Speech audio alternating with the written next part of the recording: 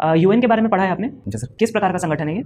Sir विश्व स्तर पे सबसे बड़ा राजनीतिक संगठन है और सभी देशों के मध्य समन्वय और सहयोग के लिए, शांति के लिए इसको बनाया गया था 1945 में। 1945 में, ठीक है। यूएन की एक की रिस्पॉन्सिबिलिटी ये थी जब उसका गठन किया गया था कि विश्व में शांति बनी रहे। बट हाल ही में जिस प्रकार की गतिविधियां हम देख रहे हैं, चाहे वो रशिया और यूक्रेन का वॉर हो, चाहे इजराइल और पैलेस्टीन हो, ऐसे में आपको लगता है कि UN as a body fail हुआ है?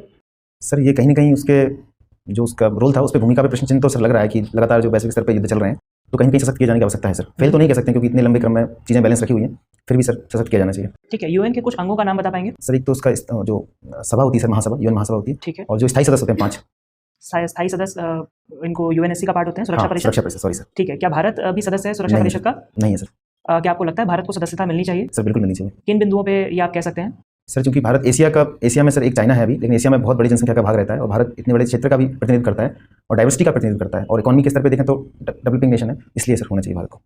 ठीक है।